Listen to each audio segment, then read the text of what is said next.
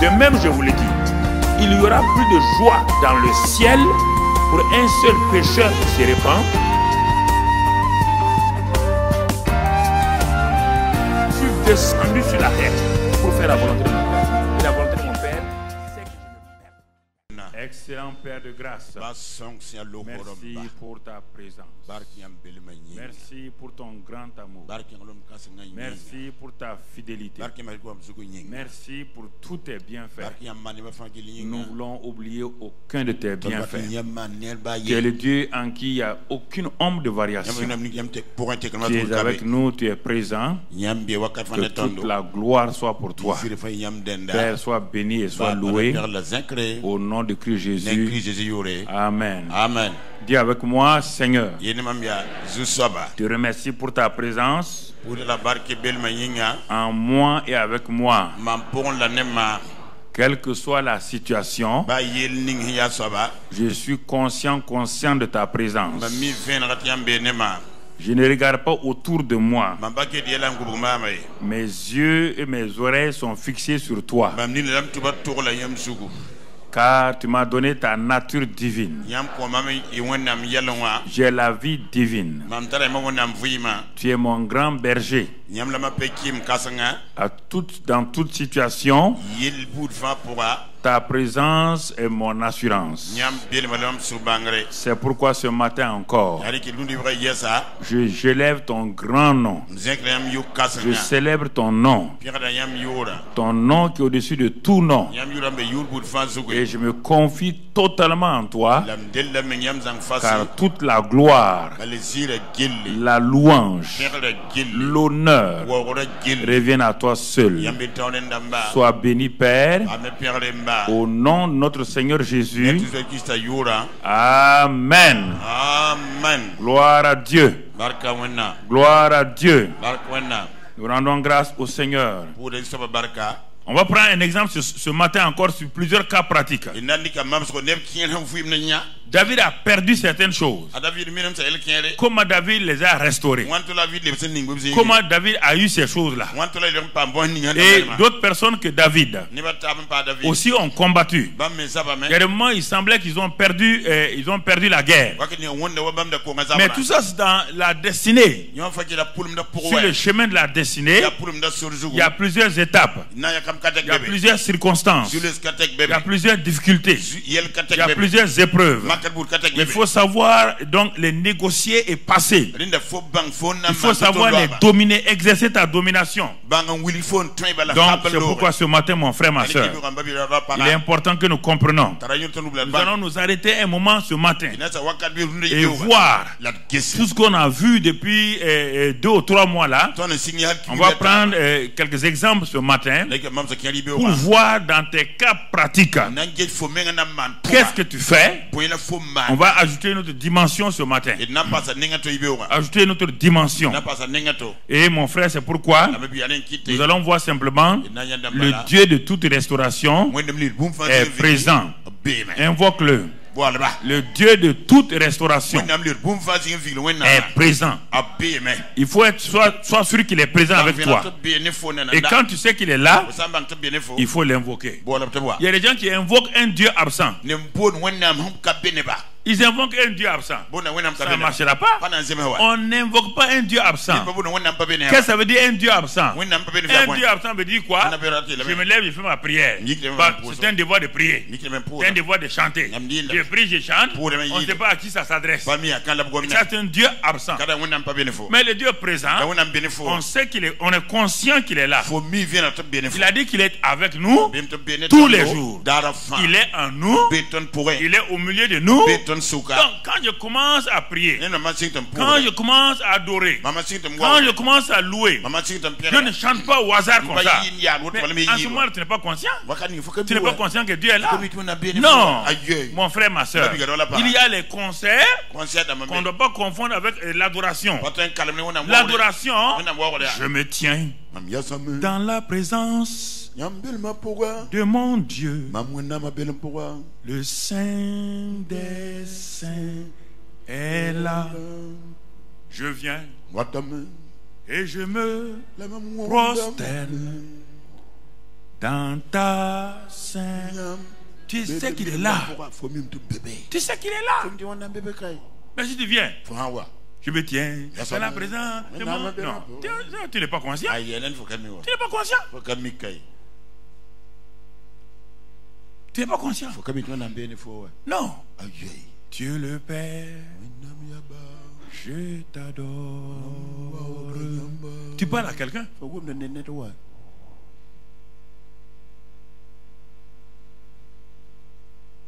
Saint-Esprit, je t'adore. Tu es Dieu et ton trône est élevé. Tu parles à quelqu'un et tu es conscient qu'il est là.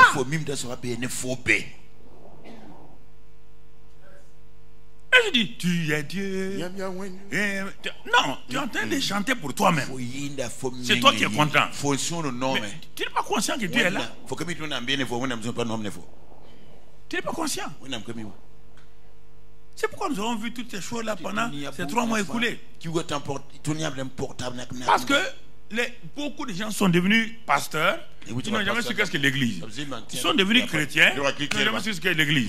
Pour eux, c'est un endroit où on vient, on a des problèmes, on résout les problèmes. Non, l'église, c'est pas ça.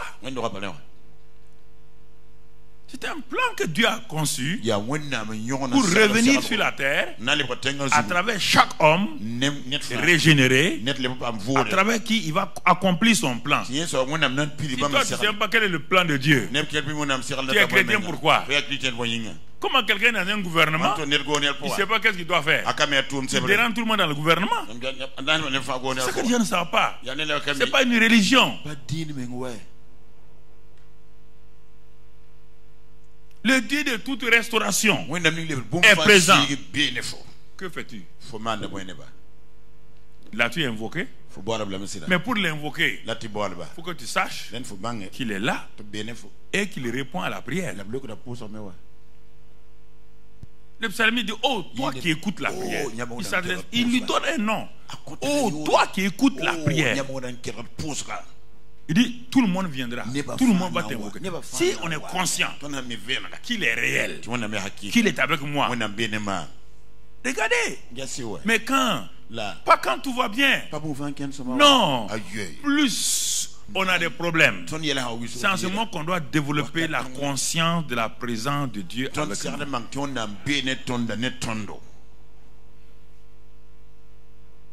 Dieu avec nous, c'est pas vrai, il ment. Dieu n'est pas avec nous comme ça. Montre-moi comment il est avec toi. Dis-moi comment il est avec toi. C'est pas dire Dieu avec nous, Dieu avec nous. Non. Le psaume 23, verset 4 nous dit. 23, verset 4. Le même David nous parle.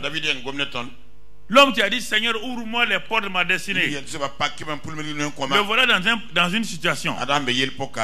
Et qu'est-ce qu'il dit? Regarde ce qu'il dit. Verset 4. Qu'est-ce qu'il dit? Quand je marche dans la vallée de l'ombre de la mort. Est-ce qu'il a dit quand je suis enterré? Donc on peut marcher dans la vallée. Attention là. Tu ne comprends pas la parole de Dieu. Dès que toi, le seul mot que tu vas retenir ici là, c'est la mort. Non. On te dit l'ombre de la mort. On ne t'a même pas dit la mort. L'ombre de la mort, c'est la maladie. L'ombre de la mort, c'est l'échec. L'ombre de la mort, c'est les épreuves. Et David dit, quand je me suis aperçu, comme moi-même j'étais berger, j'étais berger. Quand mes moutons traversaient l'ombre de la mort, l'ombre de la mort pour mes moutons c'était quoi? C'était l'ours, c'était le lion, c'était les loups qui venaient contre mes brebis. J'étais avec eux. Et ces moutons-là marchaient dans la vallée de l'ombre de la mort avec un lion qui est prêt. Il dit, je ne crains aucun mal car tu es avec moi. Voici un praticien. C'est pas un cantique qu'il a écrit. Il exprime ses expériences sous forme de cantique. Écoutez-moi. Il dit quand je marche, donc tu dois marcher. Tu dois marcher sur les collines. Tu dois marcher dans la vallée de l'homme de la mort. Tu dois marcher dans les vallées sombres. Si tu refuses ça, tu ne seras jamais vainqueur. Il n'a pas de quand je pleure dans la vallée de la mort. Il n'a pas de quand je crie dans la vallée de l'homme de la mort. Quand je marche. Ah bon? On peut marcher dans la vallée de l'homme de la mort? Oui. Sinon Dieu n'est pas Dieu. Le Seigneur n'est pas Seigneur. Quel est ce christianisme inventé? Il n'y a pas de problème, il n'y a pas d'épreuve, il n'y a pas d'insulte, il n'y a pas de critique. Dès qu'on vous critique, vous rentrez en vous-même. Dès qu'on vous insulte, vous avez peur. Dès qu'on vous diffame, vous avez peur. On a diffamé Dieu, on a diffamé Jésus-Christ, on a diffamé tout le monde. Est-ce que quelqu'un est mort? Mais alors pourquoi comme si vous étiez... Non. Quand je marche dans la vallée de l'homme de la... Je ne crains aucun mal. Pourquoi? Car tu es avec moi. Car tu es avec... Car tu es avec moi. Et ta houlette et ton bâton, mais quoi? Mon assurance ne vient pas de quelqu'un. Mon assurance ne vient pas du jeûne et prière. Mon assurance ne vient pas de la prière. Mon assurance vient car tu es avec moi. Et j'en suis conscient. Il y a des gens qui savent prier et jeûner, ils ne sont pas conscients que Dieu est là. Tu dis, tu fais quoi? Je suis en train de gêner et prier. Mais tu gênes et prier pourquoi? Tu es en train de parler à qui? Ah non, on doit gêner et prier. Le jeûne et la prière sont importants. Le jeûne et la prière, sans la connexion avec Dieu, c'est fou. Toutes les religions jeûnent et prient. Ton jeûne n'est pas différent du jeûne de n'importe quel. Toutes les religions jeûnent et prient. Le jeûne est important quand il est connecté au Dieu tout puissant. Comprenez? Regardons deux tableaux. Pourquoi je parle du Dieu de la restauration? Le Dieu de la destinée dont je t'ai parlé mercredi passé. Tu es content, tu sautes. Le Dieu de la destinée là, c'est le même Dieu que le Dieu de la restauration. Tu ne peux pas choisir l'un par rapport à l'autre. Parce que le Dieu de la destinée de façon générale, il est le Dieu de la délivrance, le Dieu de la restauration, il est le Dieu de remplacement. Ça dépend de la situation où tu te trouves. C'est pourquoi derrière moi tu vois le tableau là. Regardez ces différents noms composés. Ce sont les gens comme toi et moi qui dans leur temps ont donné ces noms là à Dieu. C'est pas Dieu qui a dit que lui s'appelle comme ça. C'est Gédéon qui a dit que tu t'appelles Jéhovah Shalom. Pas j'étais troublé, j'étais dans la défaite. Quand tu t'es révélé à moi, j'ai découvert que tu t'appelles Jéhovah Shalom. C'est pas Dieu qui a dit que lui s'appelle Jéhovah Shalom. C'est David qui a découvert que Dieu est Jéhovah Roy. C'est pas Dieu qui a dit je m'appelle Jéhovah Roy. Donc c'est Dieu, c'est Abraham qui a découvert que Dieu s'appelle Jéhovah Jireh. Il a dit à la montagne de l'Éternel, il pourvoit. Quel est le nom que tu as donné à Dieu? Aujourd'hui, toi qui m'écoutes là, quelle est l'expérience? Quelle est l'expérience que tu peux venir me donner maintenant? Ton témoignage pour me dire, moi j'ai découvert Dieu de ceci, Dieu de cela. Voici le prénom que j'ai donné à mon Dieu. C'est C'est ça. Mettre Jéhovah Jireh sur ta voiture, ça ne veut rien dire. Ça, c'est Abraham. Jéhovah Nissi, ça ne veut rien dire. Ça, c'est eux qui ont donné. Ça, c'est Moïse sur la montagne avec Josué dans la vallée. Quelle est ton expérience? Coller des choses sur les voitures, dans les chambres, ça ne donne rien. Quelle est ton expérience? Quel est ton... Dis-moi un peu. Sois honnête, viens t'arrêter ici. Dis-moi ce que tu as expérimenté. Donne-moi. Je vais être heureux un peu. Si tu n'as rien, tais-toi, écoute, reçois, pratique, proclame et va de l'avant. Tu comprends, mon frère? Important. Les temps sont devenus difficiles. Il faut que je lève ma voix. Il faut que je vous parle.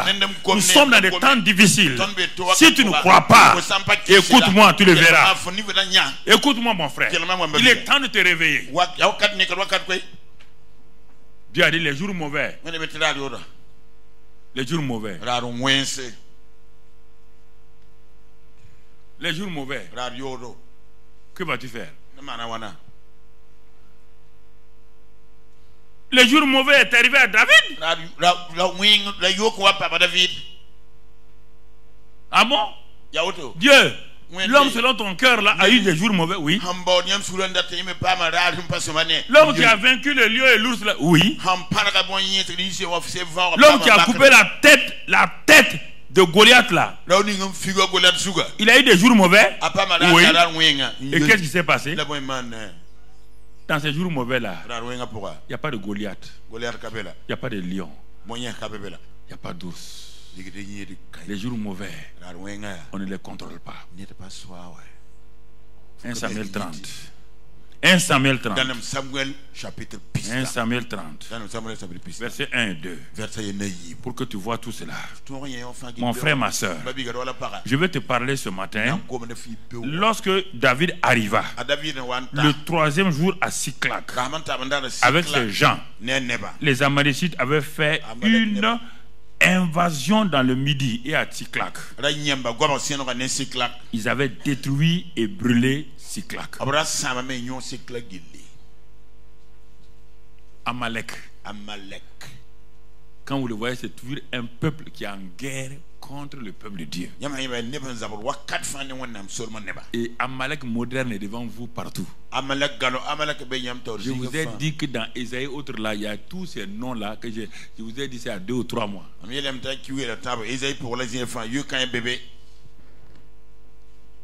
David revient.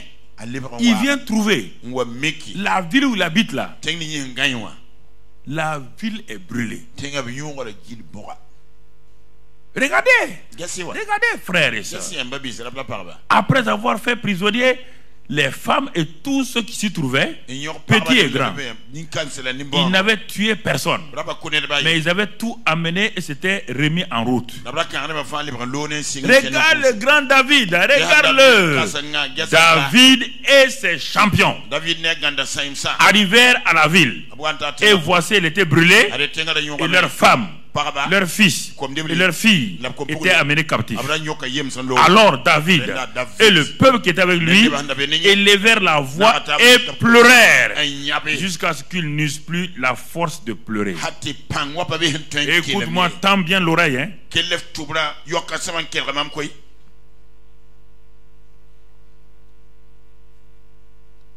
Ils ont pleuré. Et ils essaient de pleurer, aucune larme ne sortait, il n'y a plus de larmes.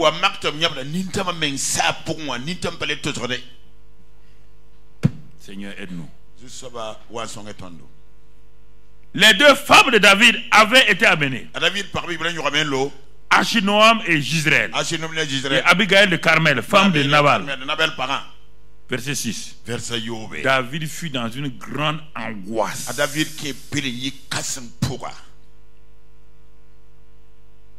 Quelle sera la réaction de David? Tu as dit que dans la vallée de l'ombre de la mort, tu marches. Tu es sans crainte, car Dieu est avec toi. Voici la vallée de l'homme de la mort.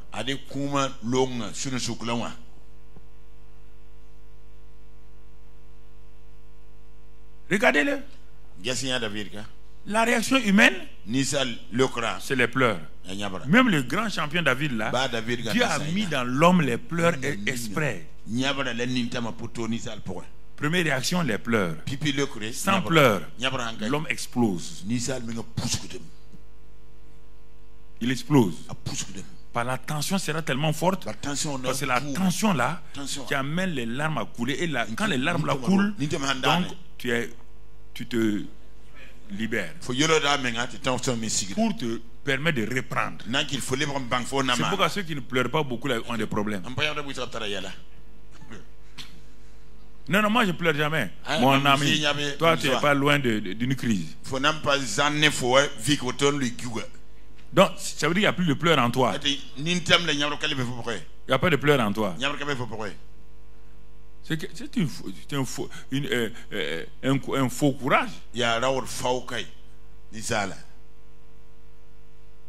Mais mesdames, je n'ai pas dit d'être pleureuse maintenant.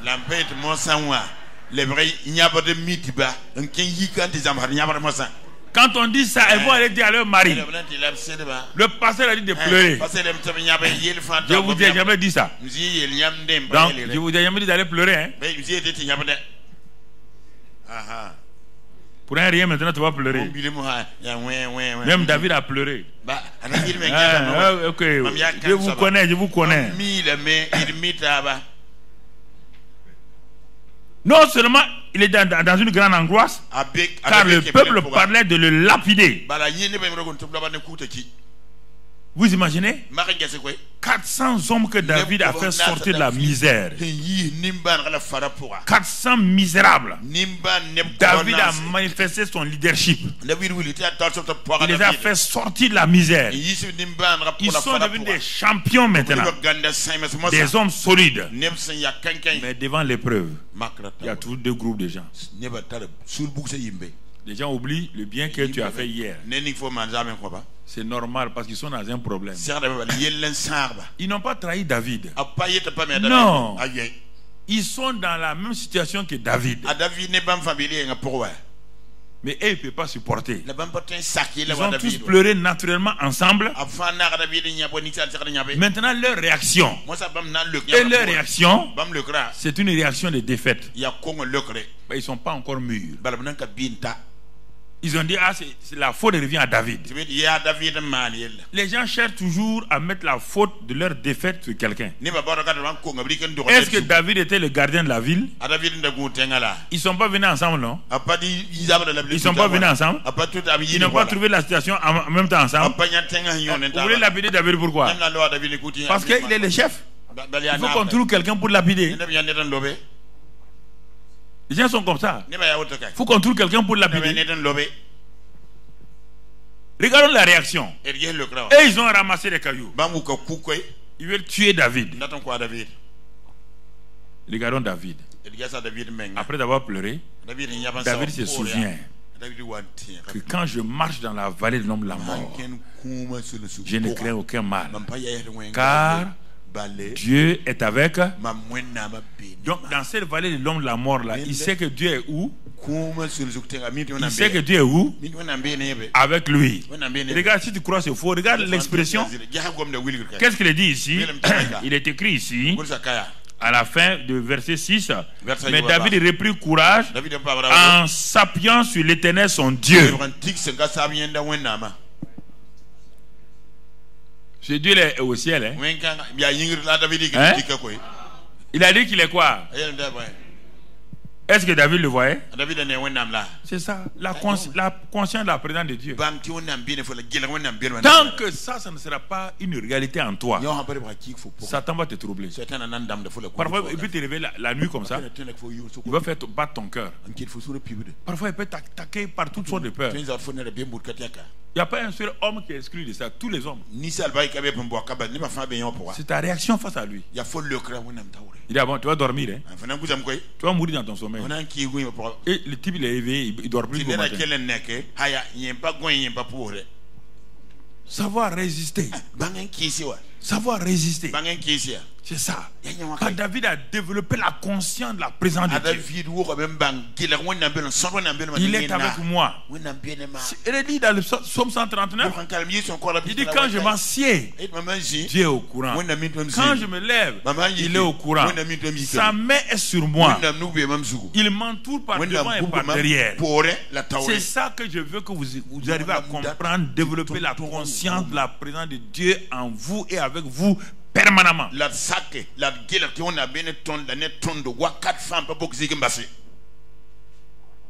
Mais est-ce que les 400 hommes de David, bien qu'ils soient des champions, est-ce qu'ils ont développé ça? Les gens n'ont pas le même niveau. Il y a des choses que je viens vous dire. Je suis en avance sur vous dans beaucoup de domaines. Je viens vous dire pour vous entraîner. Pour vous entraîner. C'est ça qui va sauver David et sauver les gens. Malgré cette situation terrible là, malgré ces soldats avec des cailloux en main, c'est lui qui les a formés. Il connaît ces soldats commando. Il ne peut pas échapper. Tu t'imagines parmi ces soldats-là que David a formés là. Un jour, David voulait boire de l'eau. L'eau là se situait derrière l'armée des Philistins. Il voulait les tester. Il y a deux qui ont dit ils vont aller. David dit comment ça? Les deux chefs, ne t'en fais pas.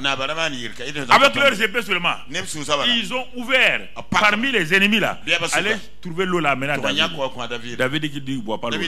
C'est leur sang. David a tué Goliath. Mais ces quatre de ses soldats ont tué les 4 frères de Goliath. Il les a formés pour ça.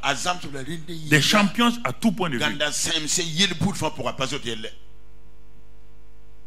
Lis les vaillants hommes de David. Ce sont eux là. Des gens qui ont fait ces exploits là. David peut les réchapper. David est au milieu. Les 400 hommes là, il peut les échapper. Il était vraiment dans la vallée de l'ombre là. Est-ce qu'il était mort? Il était dans la vallée de l'ombre la mort. Il était dans la vallée. Il n'est pas mort. Il est sur ses 2 pieds. Mais la vallée de l'homme, la mort est là. Mais qu'est-ce qui a amené David? Il dit le Dieu qui a dit qu'il est derrière moi. Il m'entoure par devant, par derrière. Il a sa main sur moi. Tu as dit ça, Seigneur. Donc actuellement sa main est où? Sur moi. Il est avec moi. Même dans la vallée de l'homme, la mort. David a fait quoi? Il s'appuya. Ça veut dire quoi? Il est resté tranquille. Il a fermé les yeux.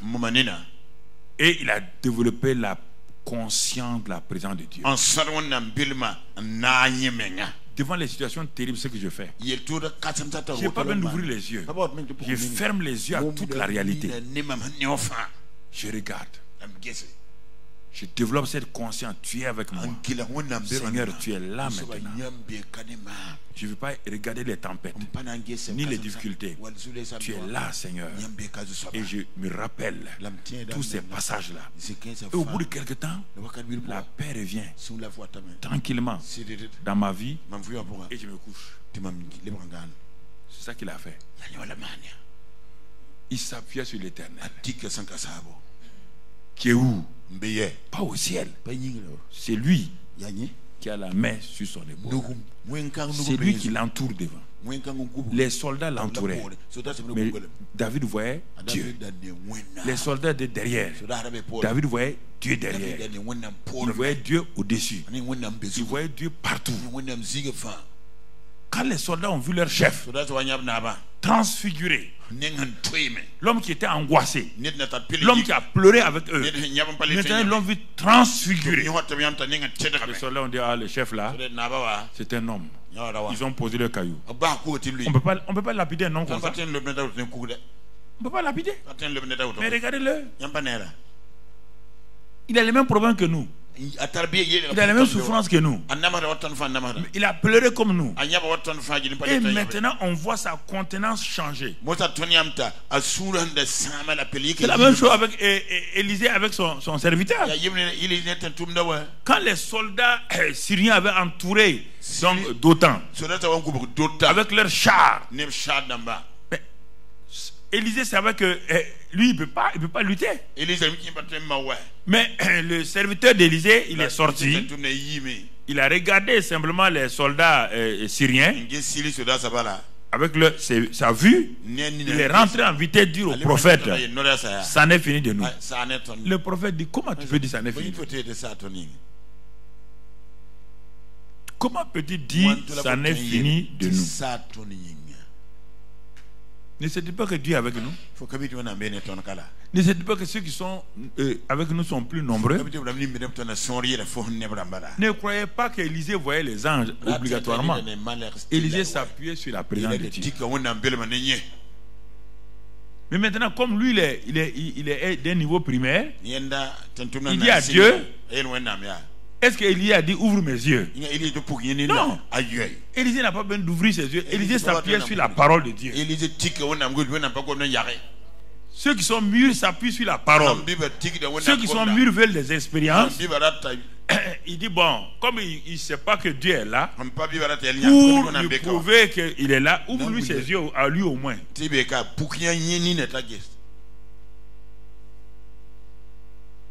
Mais Élisée n'a pas besoin de ça. Il s'appuie sur la parole. Dans tes difficultés, tu t'appuies sur quoi? Sur la parole, ou bien tu veux que quelqu'un non, c'est la parole. Tu dois t'appuyer sur la parole. Appuie-toi. L'esprit de vie qui a ressuscité Christ d'entre les morts est en moi. Il donne la vie à mon corps mortel. Dis ça à ton corps. Le même Saint-Esprit qui a ressuscité Christ d'entre les morts là, il est en moi. Il est appelé l'esprit de vie.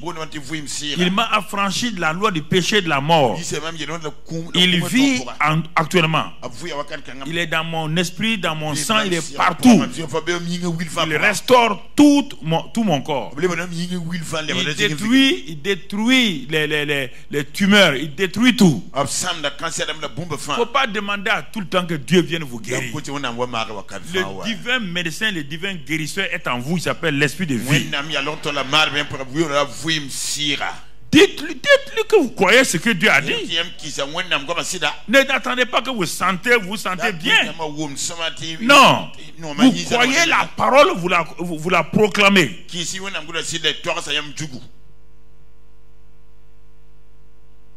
C'est ça. C'est ça, prendre conscience.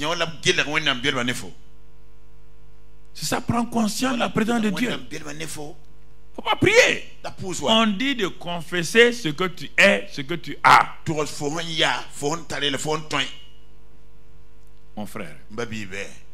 Et tu vas voir l'effet. Les effets ne sont pas tout de suite. Le problème, les gens sont trop pressés. Quand ils font ça, ils veulent que Dieu fasse. Non. C'est pourquoi Satan aime ça. Parce que n'oublie pas une chose, si tu n'es pas conscient de la présence de Dieu, Satan va te fatiguer. Tu ne peux pas, Dieu ne peut rien faire pour toi. Satan va te fatiguer dans tes pensées, dans tes sentiments.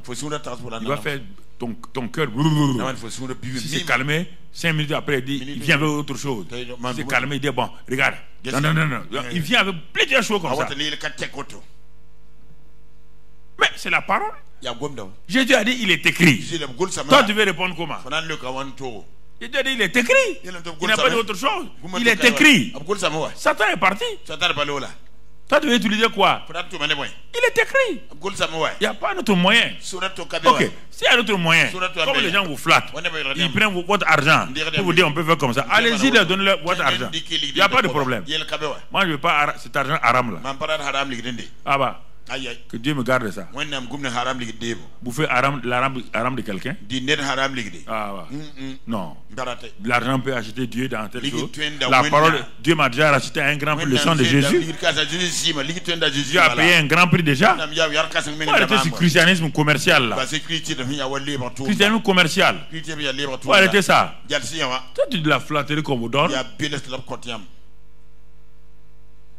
Tu comprends là? Mais regarde mon frère. Ça c'est la situation de David. Quand il s'est appuyé sur l'Éternel là, regardez qu'est-ce qu'il va faire. Il va demander au sacrificateur là, qui était là, apporte-moi donc l'éphod d'Abiathar. L'éphod, c'est-à-dire que c'est l'instrument par lequel on consulte Dieu. Verset 8. Et David consulta l'Éternel en disant: poursuivrai-je cette troupe? Première question. L'atteindrai-je? Deuxième question. L'Éternel lui répondit: poursuis, car tu atteindras et tu délivreras. Ça, c'est le Dieu de toute restauration. Premièrement, se calmer. Après le temps de pleurs, après le temps de cris, ne continue pas, ça ne va pas te servir. Calme-toi. Développe la conscience de la présence de Dieu en toi et avec toi. Prends les Écritures. Il est écrit qu'il est en moi. Il est écrit que 1000 tomberont à ma droite, 10 000 à ma gauche, je ne serai pas atteint. Il est écrit ceci. Toi, tu veux prier. Tu veux quelle prière? Quelle prière tu veux faire? C'est pas prière.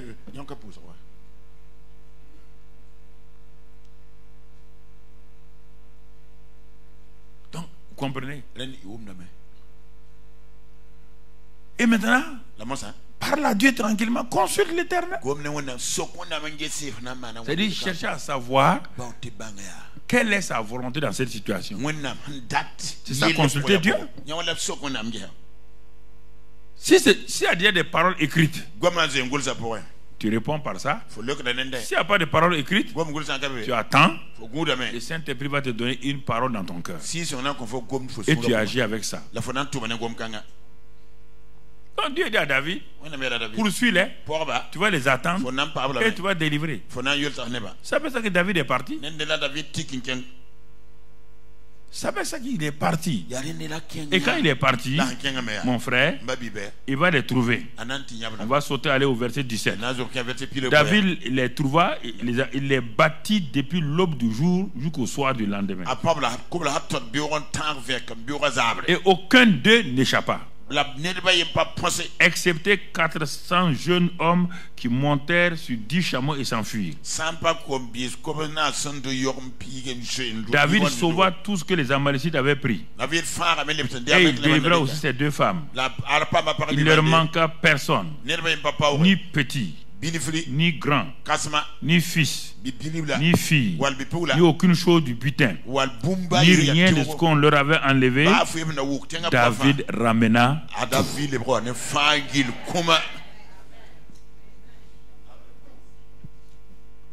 Faut pas être des théoriciens dans le bâtiment d'église. C'est là-bas, à la maison, dans le service qu'on te parle.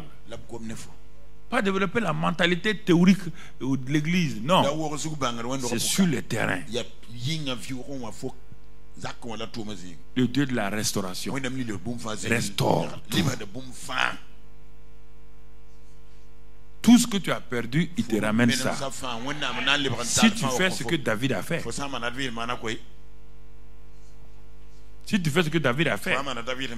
pourquoi? Parce que Satan est un voleur. Il prend plusieurs formes. Je vous ai dit. Jésus le présente d'abord. Il dit c'est un voleur. Et vous ne faites pas attention aux trois verbes. Faites pas attention aux trois verbes que Jésus a utilisés. Oui, vous citez ça, vous citez parce que vous connaissez les versets. Non. On te dit que le voleur, il est venu. On te dit pourquoi il est venu. C'est face à toi, pas quelqu'un d'autre. C'est pas contre Dieu, il peut rien faire. Contre toi. On te dit qu'il est venu, il veut t'égorger. Il veut te détruire. Détruire donc ta destinée. Il veut voler tout ce qui est précieux chez toi. On te dit ça et tu ne cherches pas à savoir comment donc résister à cet ennemi-là.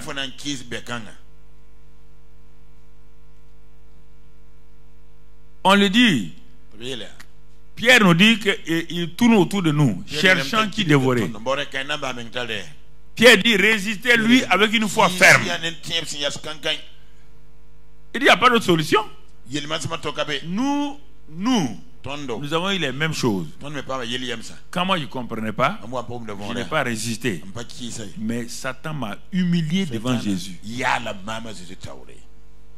Il m'a humilié. Malgré la présence de Jésus, il m'a humilié. J'ai pleuré, je suis sorti avec une honte. Jésus n'a rien fait. Parce que c'était à moi de résister. Ah bon, Jésus peut, il peut le laisser. On te dit, Pierre dit, résister. Contre lui, avec une foi ferme. Avec une foi ferme. Il a attaqué Job.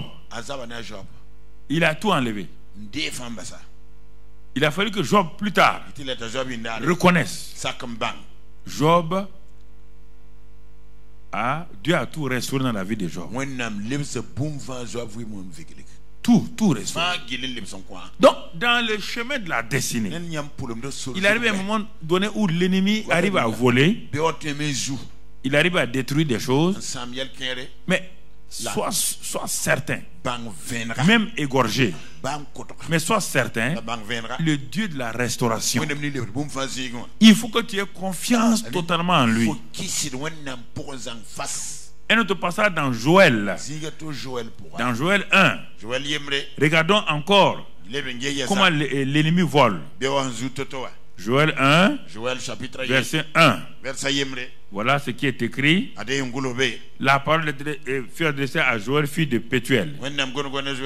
Écoutez ceci, vieillard, prêtez l'oreille, vous tous habitants du pays. Rien de pareil est-il arrivé de votre temps ou du temps de vos pères? Racontez-le à vos enfants et que vos enfants le racontent à leurs pères, à leurs enfants et leurs enfants à la génération qui suivra. Ce qu'a laissé le gazam, on parle de plusieurs sortes de sauterelles. Ce qu'a laissé le premier genre de sauterelle, la sauterelle l'a dévoré. Ce qu'a laissé la sauterelle, le gélec l'a dévoré. Ce qu'a laissé le gélec, le asile l'a dévoré. Ah bon? Ça peut arriver, oui. Le problème n'est pas ce que Satan fait. Le problème est ta réaction par rapport à ce que Satan fait en ayant conscience en Dieu. Parce que vous êtes trop conscient du mal, du négatif, au lieu d'être conscient de Dieu et du positif. Vous êtes trop conscient, élevé dans une mentalité de négatif, de sorcellerie, où on est contre vous, on est contre moi. Pourquoi vous ne changez pas cette mentalité? Le renouvellement de l'intelligence va vous amener à connaître la volonté de Dieu, ce qui est bon, ce qui est agréable, ce qui est parfait. Et pourquoi vous êtes tout le temps dans le négatif? On ne sait pas ce qui nous arrive. Pourquoi tu aimes ça? Pourquoi tu te plais dans ça? Je ne sais pas pourquoi l'Africain se plaît dans le négatif. On ne sait pas. Qu'est-ce qui nous arrive maintenant? On ne sait pas qu'est-ce qui va nous arriver. Tu restes, on va te détruire. Il faut réagir.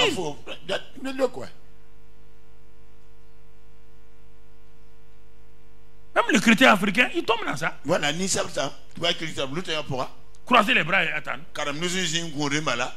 Ils attendent qui, on ne sait pas.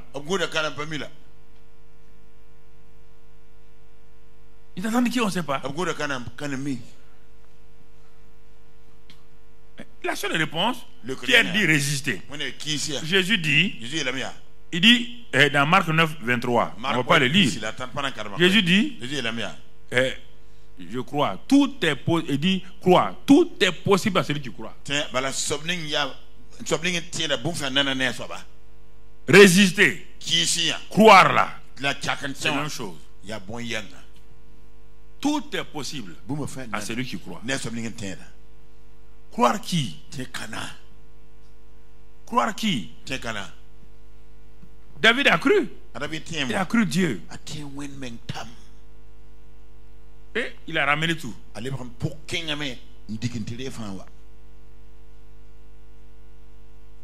Jairus crut ce que Jésus a dit. Et sa fille est revenue à la vie. Satan l'a tué. Satan l'a égorgé. Mais quand il a mis sa confiance en Jésus, il n'y a rien d'impossible à celui qui croit. Jésus est arrivé. Les gens roulaient à terre. Jésus a dit à la petite fille, lève-toi. Elle s'est levée. C'est cette mentalité que je veux faire mettre en vous une fois pour toutes.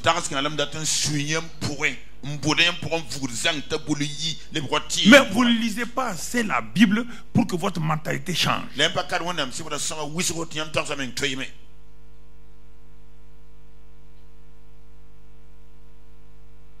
Jairus.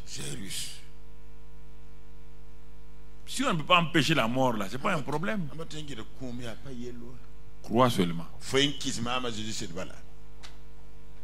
Crois seulement. Les résultats comptent, oui ou non? Mais pourquoi toi tu te bases sur ce qui se passe maintenant? Les résultats, tu m'as dit de venir faire quoi? Tu es venu m'appeler pour faire quoi? C'est ça le résultat? Fixe tes yeux sur le résultat. Mais pourquoi toi au milieu où tu es en train de... Mais je ne comprends pas ça. Mais ça ne va pas maintenant. Mon ami, tu m'as appelé pourquoi? Est-ce qu'on est arrivé chez ta fille? On est arrivé chez toi? Mais pourquoi tu pleures? Pourquoi tu continues à pleurer? Ressaisis-toi. Crois seulement. Tout est possible à celui qui croit.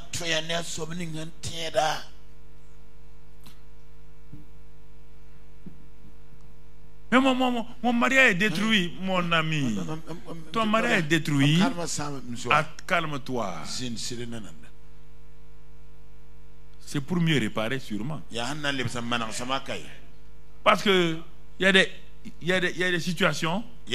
Il faut que le mari parte pour que la femme se rende compte qu'elle n'était pas aussi bonne que ça.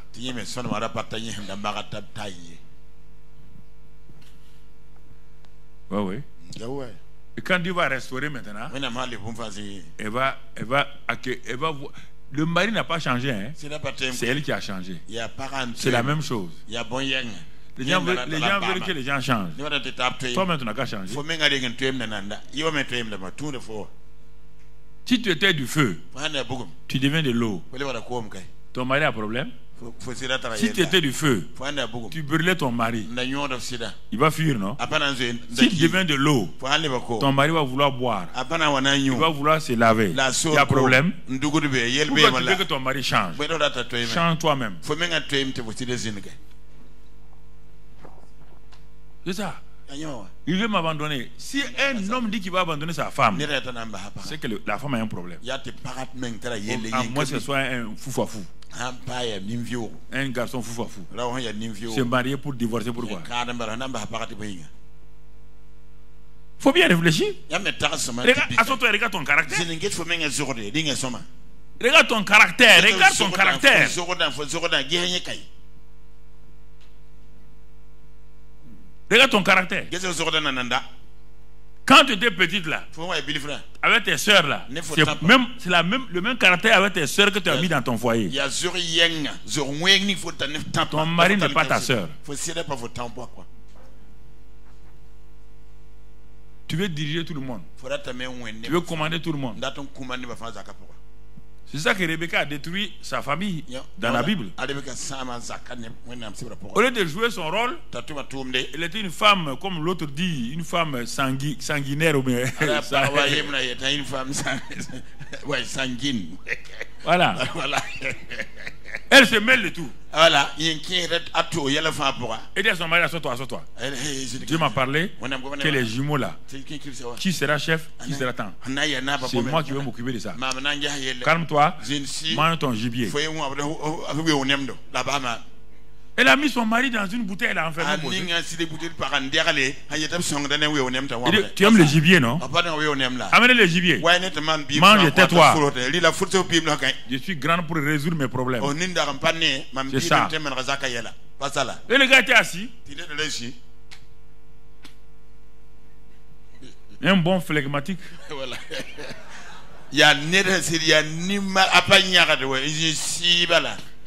Il mange le gibier. Il est au courant de rien. Mais regardez la fin de maman Rebecca. Elle est morte, on n'a jamais dit. Toutes les femmes là sont mortes, on parle d'elle. Mais elle, on n'a jamais su quand elle est morte. On n'a pas su où elle est. On l'a enterrée. Elle n'a pas son temps à rentrer ici, rentrer là. Et puis à se maudire. Pour que je vais perdre mes deux enfants le même jour. Elle a envoyé son enfant à Laban.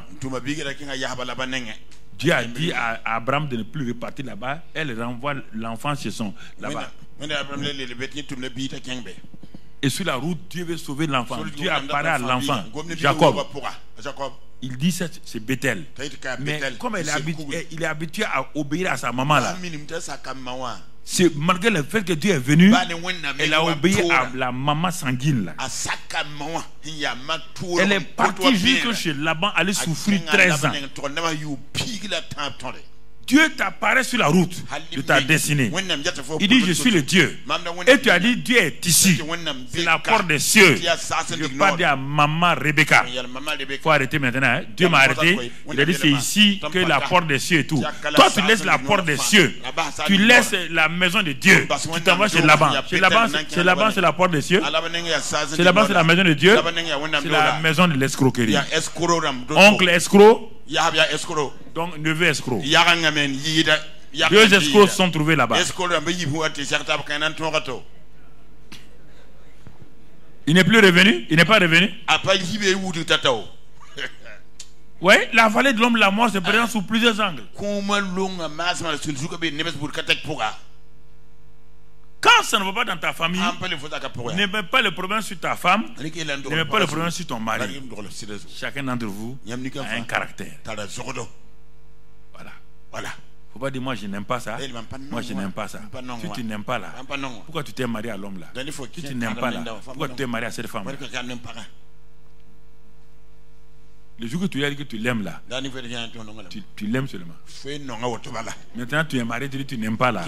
Ah non, non, c'est pas. Non, non, ça ne marche plus. Ah oui. C'est ça. Oh, c'est le vrai problème que les gens ont. Il n'y aura jamais de mari parfait, il n'y aura jamais de femme parfaite. Il n'y en a pas. Le jour que tu verras un mari parfait, il est mort. Et tu ne peux plus l'avoir. C'est trop tard. Mais oui, je vous dis ça. Vous voulez perfectionner vos maris. Et quelle est cette histoire-là? Très tranquille. Le mari, c'est pas difficile. Donne-lui à manger. Donne-lui à manger. Fais-le bien dormir et bien boire. Comprends le reste là. C'est à ça là. Le mari est tranquille. Laisse-le. Ah. Le gars assis, il est gros comme ça. Vous voulez le commander, vous voulez faire ça, mais les maris n'aiment pas ça. Un point, c'est tout.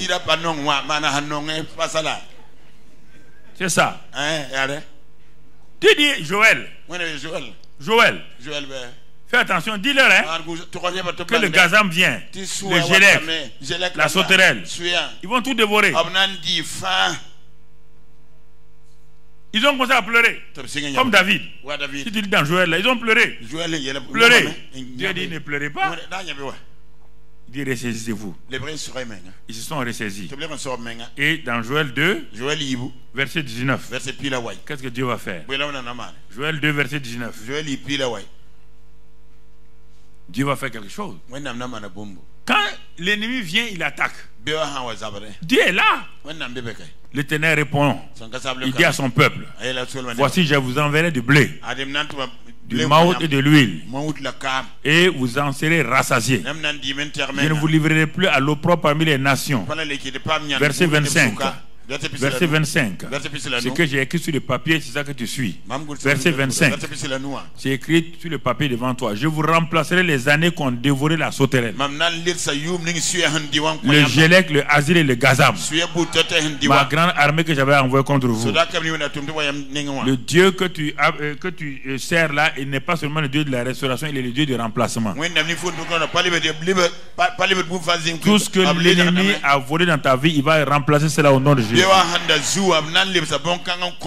sois jamais découragé quand les choses arrivent. Sache que si Satan passe, le dernier mot est à Dieu qui est là. Satan passe, Dieu repasse. Alléluia. Là où il est passé, Dieu va repasser. Mon ami, mon frère, c'est ça. Quand ton habit est passé par des choses, on prend le fer et on repasse. Et on remet les traits à la place. Donc mon frère, ma soeur, Dieu est un Dieu du remplacement. Ce que Satan a dévoré, ce qu'il a dévoré, et ce qui a été perdu là, Dieu le remplace au nom de Christ Jésus. C'est pourquoi dans la vallée du nom de la mort, ne crains point. Il a dit, je suis avec toi. Je suis avec toi. Il y a plusieurs manières plusieurs aspects de la vallée de l'homme de la mort.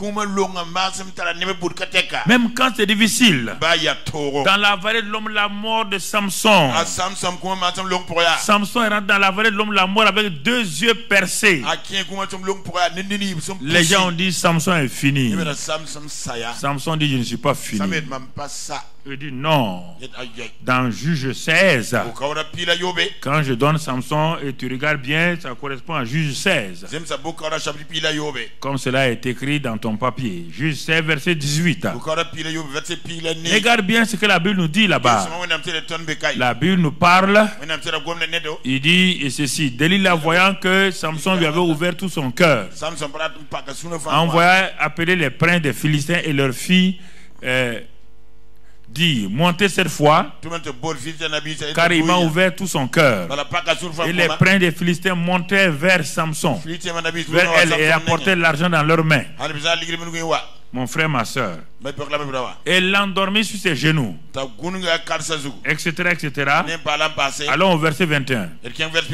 Directement au verset 21. Pour gagner du temps. Les Philistins le saisirent et lui crevèrent les yeux. Ils le firent descendre à Gaza et le lièrent avec les chaînes d'airain. Ils tournaient la meule dans la prison. Donc, ils lui ont crevé les yeux. Ah, les anges ont dit, oh Dieu, c'est fini.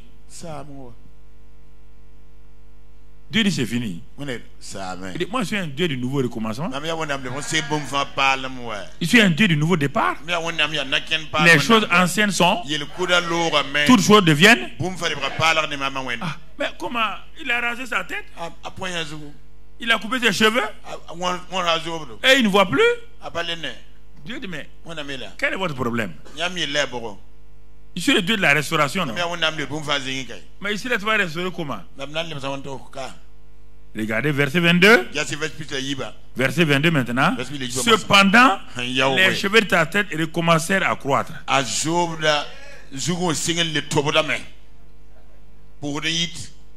que tu comprends? Les cheveux de ta tête recommencèrent à faire quoi? Ça veut dire quoi? Quand il était rasé, la puissance est partie. Quand les cheveux ont commencé à pousser, la puissance revient. Qu'est-ce que tu as perdu? Tu as perdu quelle puissance? La puissance dans ta vie de prière. Tu as perdu quelle puissance? Regarde comment tu es. La vie chrétienne ne te plaît même plus. Aller à l'église, c'est simplement peut-être quelques chants. Tu ne lis plus la Bible. Tu as perdu l'amour de la parole. Tu as perdu l'amour même de Dieu. Tu as perdu l'amour fraternel. L'église est devenue un endroit où, quand on s'en va, tu chantes un peu. Ça te réconforte et tu reviens. Mais Salomon était comme ça. Il tournait la meule. Il tournait la meule. Il dit, oh Dieu, est-ce qu'il y a un nouveau départ pour moi? Est-ce qu'il y a un nouveau recommencement pour moi? Est-ce qu'il est possible? Dieu dit, tout est possible à celui qui croit. C'est ça, Salomon. Samson. Un jour, Samson était fatigué. Et Samson étant fatigué, la sueur venant sur lui, Samson a pris sa main pour essuyer. Et quand il a mis sa main sur la tête, il a vu quoi? Que les cheveux sont là. Alléluia. Alléluia. Alléluia. Alléluia. Alléluia. Alléluia. Mon frère, ma soeur, toute puissance perdue te revient au nom de Jésus-Christ.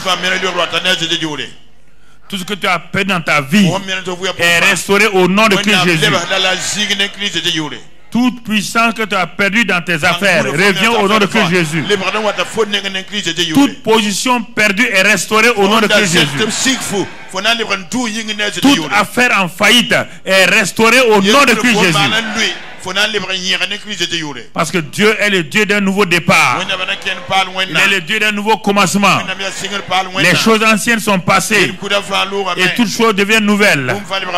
Ta vengeance sur Satan est préparée au nom de Christ Jésus. Au nom de Christ Jésus. Au nom de Christ Jésus. Reçois cela ce matin et réjouis-toi au nom de Christ Jésus. Amen. Assois-toi, mon frère. Satan le dévoreur, le destructeur, le voleur, ne t'en inquiète pas. Et en face de lui, avec toi, il y a un Dieu de la restauration. Il y a un Dieu du nouveau départ. Il y a un Dieu de remplacement. Il y a un Dieu de nouveau recommencement. Il est avec toi, il est en toi. Aie confiance en lui. Ne crains point. Crois seulement. Ne crains point. Crois seulement. Oui, mon ami. Ah oui. C'est ça, c'est Dieu-là que nous servons.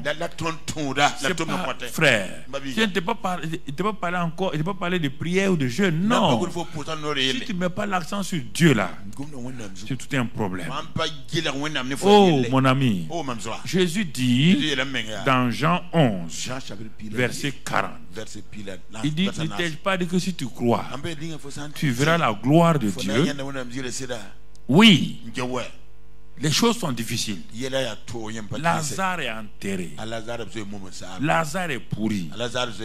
Mais Jésus dit, je t'ai dit, Marthe, que si tu crois, depuis on est au début là, si tu crois, Jairus, crois seulement.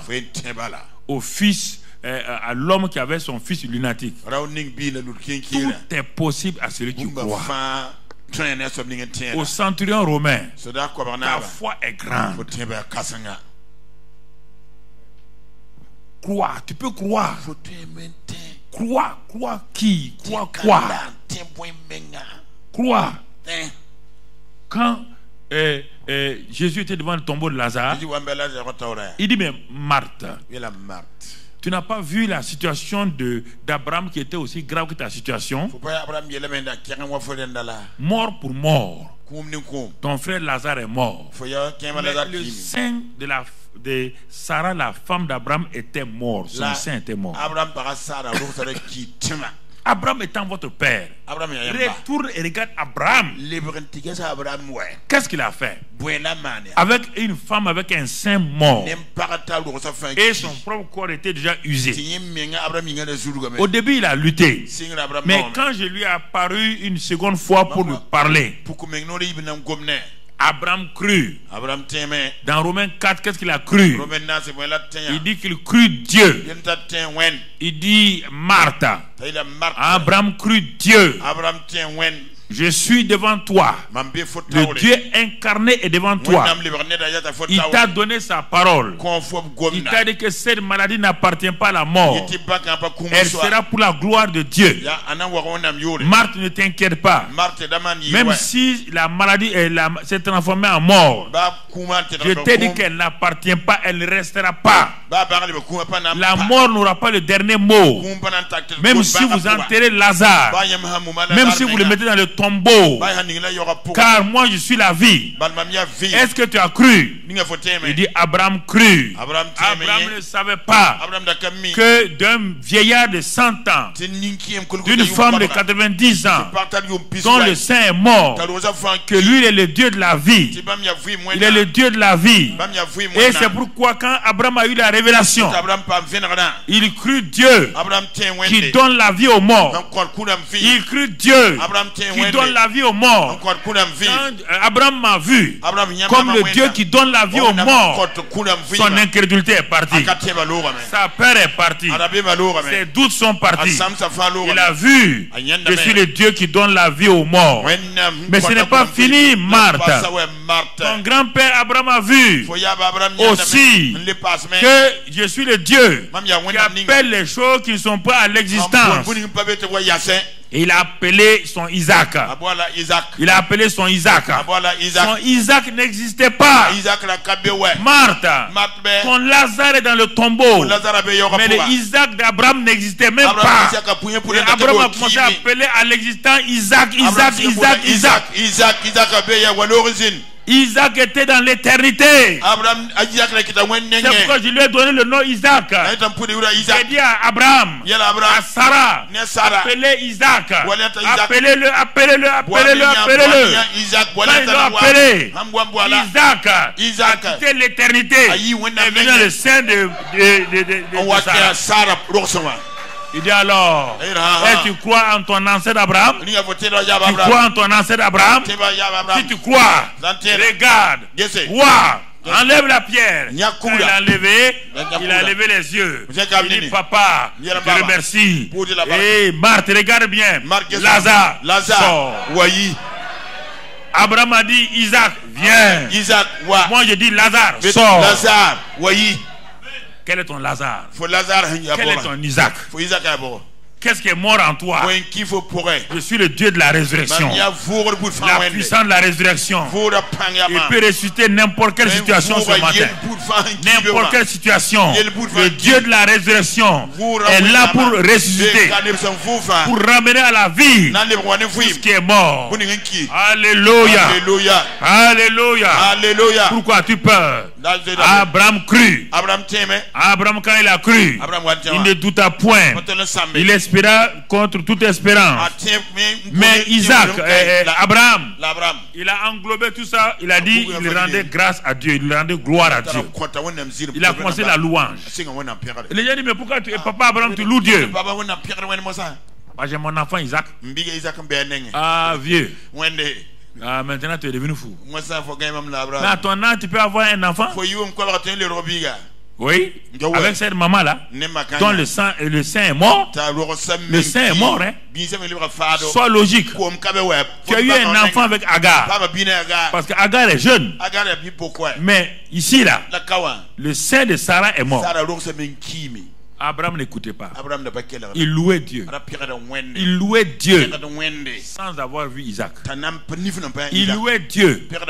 Il l'appelait Isaac. Ils ont tout préparé. Isaac est là. Isaac vient. Isaac est sur la route. Isaac vient. Ils appellent Isaac. Mais pourquoi tu donnes un autre nom à ta situation? Ça n'ira pas. C'est un nom que tu as donné. Pourquoi tu donnes ces noms-là? On ne s'en sortira pas. C'est un autre nom. Ok. Si tu appelles ta situation, on ne s'en sortira pas. C'est on ne s'en sortira pas qui va venir devant toi. C'est ça qui va venir devant toi. C'est ce que ta bouche dit là. C'est ça qui s'accomplit. Ce que la bouche de Dieu dit, Dieu dit, toi aussi, ce que ta bouche dit là, c'est ça qui va venir. Tu ne peux faire autrement. Moi, je ne ferai rien pour toi. Ce que tu crois là, ce que je fais. Ce que tu crois là, je ne ferai rien contre ta volonté. Si tu dis que c'est une maladie là, c'est ça qui va me tuer. Dieu est ok. Bon, je ne suis plus dans l'affaire. Bon, Satan, comme c'est lui qui s'occupe de la mort, moi je ne m'occupe pas de la mort. Moi je suis le Dieu de vie. Pas de pourquoi telle personne est morte à jeune âge. Dieu dit c'est pas mon problème. Moi je ne tue pas les gens. Il t'a dit le voleur il tue, il égorge. Tu viens me dire c'est moi. Moi je suis la vie en abondance. Pourquoi vous ne parlez pas la vie? Docteur, parlez la vie à vos malades. Arrêtez de tout le temps dire que la vie, ton cas est impossible. On dit tout est possible. C'est ça. Regardez bien, regardez bien. Regardez les situations. Lazare, le saint mort de Sarah. Le saint est mort. C'est la même situation que Lazare. Le saint est mort. Lazare est mort. Mort, c'est mort. Mais le Dieu de la résurrection, le Dieu de la vie, il y a un Dieu de la mort qu'on appelle Satan. Et il y a enfin le Dieu de la vie.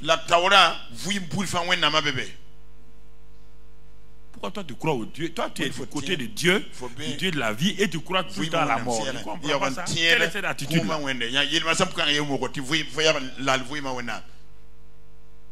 Tu es avec le Dieu du succès et toi tu es tout le temps en train d'être dans l'échec. Pourquoi? Ta mentalité. Regarde comment tu réfléchis. Regarde tes pensées régulièrement. Tes pensées sont à 90% sur le mal, sur le négatif. Quand on dit ça aux gens, on dit non mais chacun n'est pas comme ça. Non. Non. Si tes pensées sont sur le négatif, ça n'ira pas. Ça, c'est des choses que tu dois bien comprendre. Sans preuve, Abraham crut. Il n'avait aucune preuve scientifique ni rien. Sans preuve, il crut.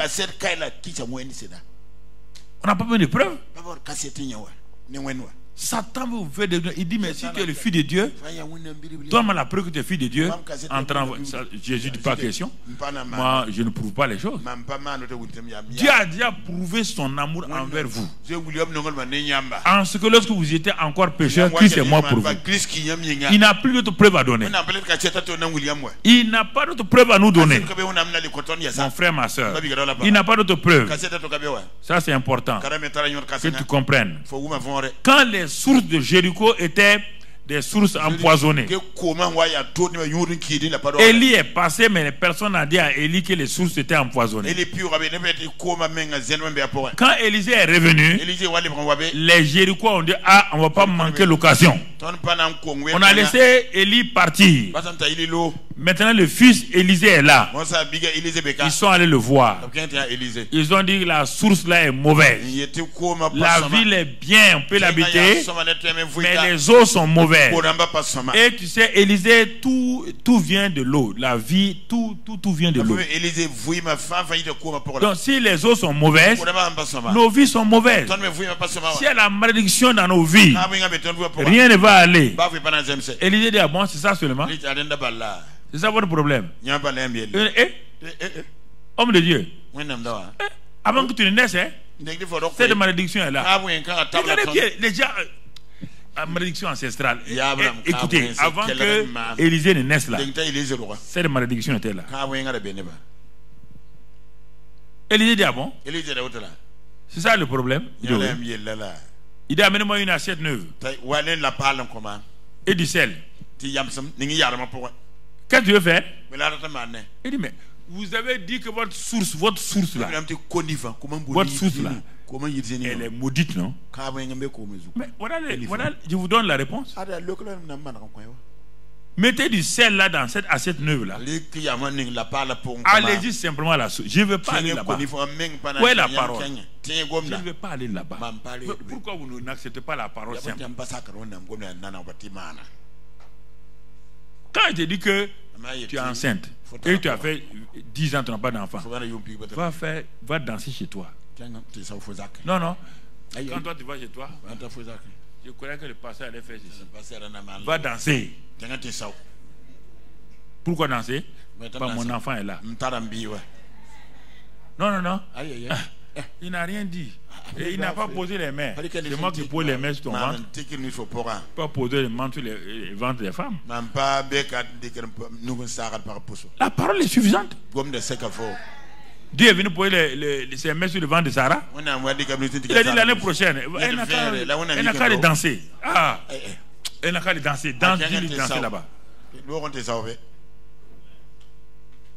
Tu comprends? Je te pose la question.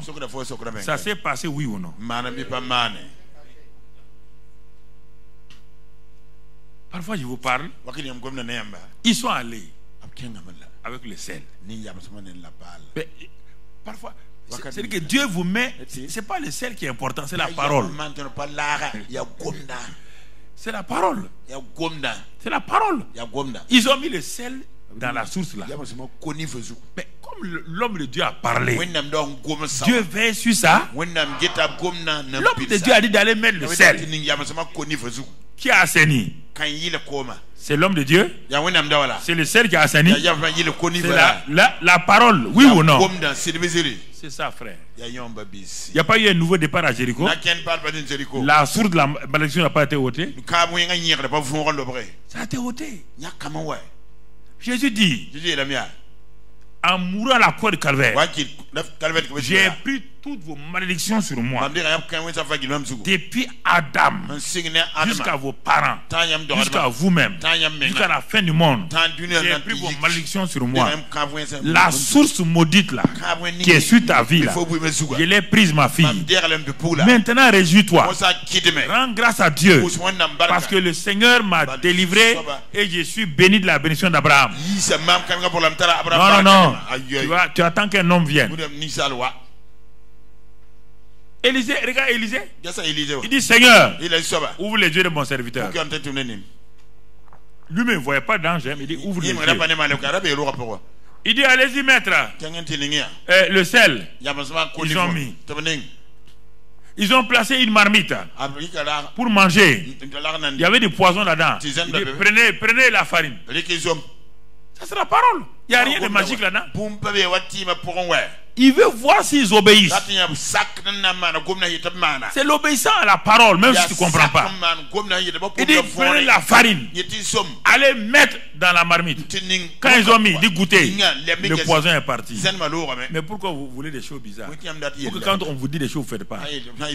Ou bien vous croyez que Élisée est plus grand que moi? Dis donc. Moi, je suis enfant de Dieu. Élisée est un serviteur. Mais non, c'est ça. C'est ça le problème. Regardez-le. Élisée ne priait pas pour les gens.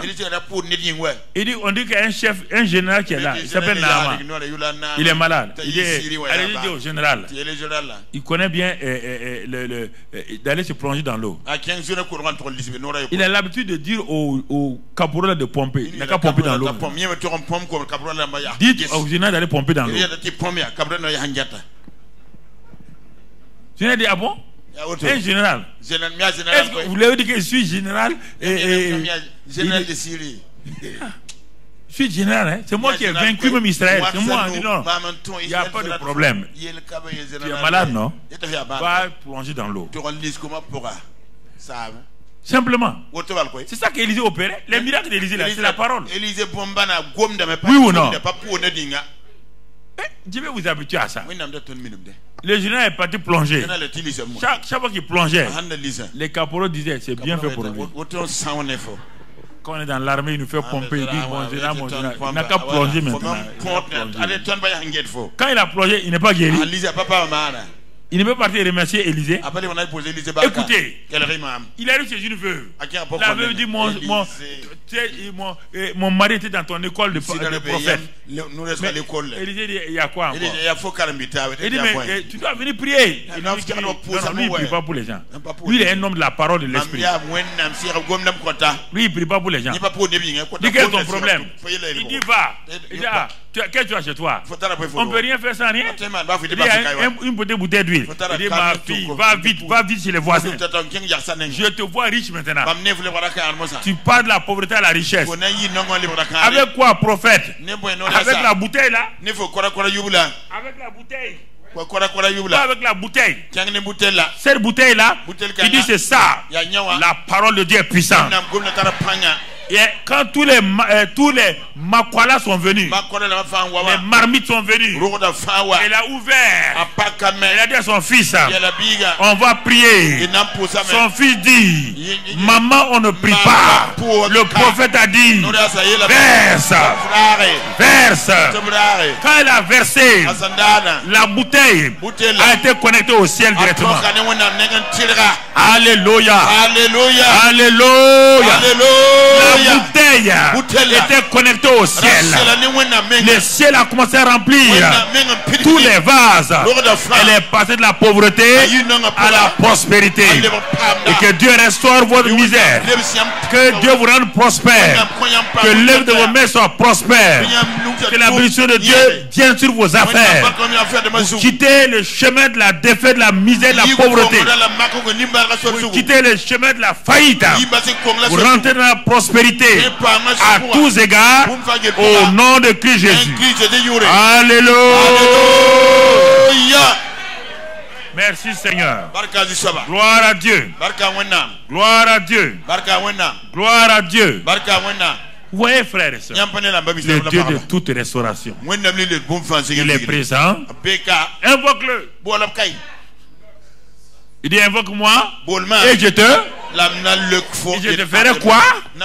Montrer des grandes, des choses qui sont quoi? Dieu se dispose à votre âme. Dieu se livre à vous. Invoque-moi et je te. C'est ça. Et vous êtes en train de tourner. Vous tournez pourquoi? Regardez. Toute la vie d'Élisée va te montrer. Fais ça. Allez-y ici. C'est ça. Il dit chef, j'étais en train de couper un arbre là. J'ai emprunté une hache. Je vais faire les tomber dans l'eau. Le prophète dit mais il y a quoi? Pourquoi tu es angoissé? C'était une hache empruntée. Il dit mais et après? Hey, mais tu comprends pas? Chef, tu comprends pas? Il dit mais viens, rentre dans la pirogue. Rentrons dans la pirogue. Quand ils sont arrivés, le fer est tombé où? Il dit c'est ici. Il dit bon, c'est ici. Tu vas voir une loi scientifique qui n'a pas été révélée à quelqu'un encore. C'est pas la loi de l'aérodynamique. C'est pas la loi de la gravitation. C'est la loi du surnaturel. Il dit coupe un morceau de bois. Élisée ne savait pas qu'il faisait une prophétie. Coupez un morceau de bois. Il dit mets sur l'eau. Regarde une loi surnaturelle. Le bois qui flotte sur l'eau là a aspiré le morceau de fer qui est venu. Si un morceau de bois a fait cela, et le bois du calvaire, et le bois du calvaire, et le bois du calvaire, alléluia, alléluia, et le bois du calvaire,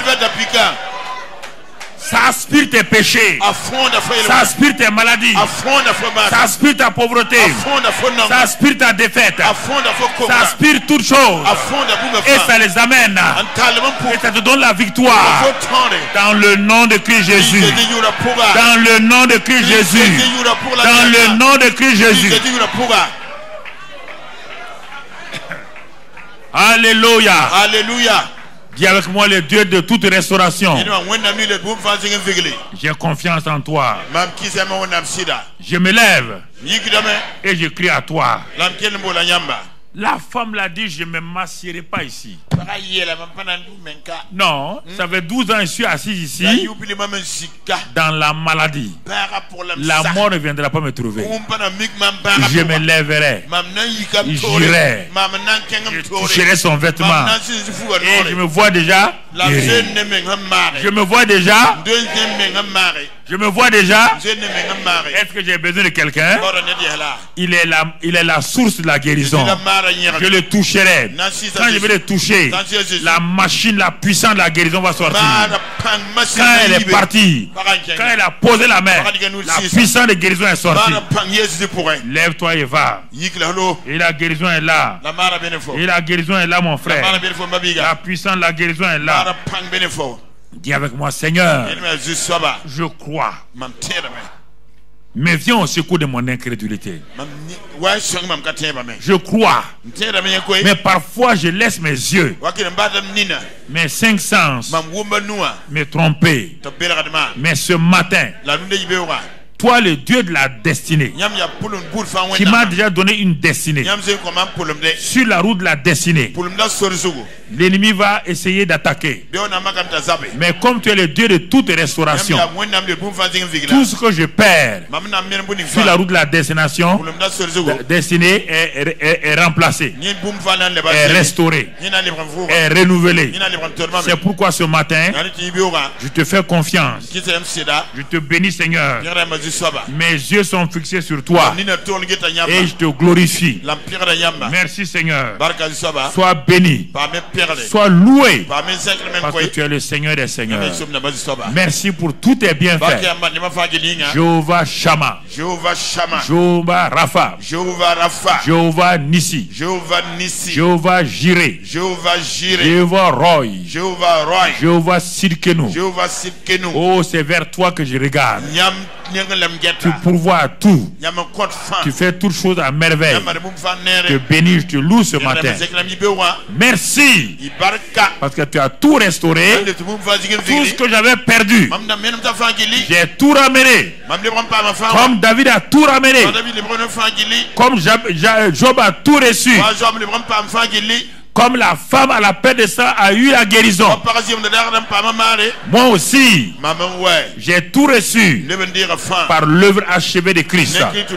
J'ai tout pleinement en lui. Merci, Père. Au nom de Christ Jésus, je ne m'inquiète plus, car je sais que tu es avec moi, que tu es en moi et que tu es au milieu de nous. Merci, Père. Au nom de Jésus.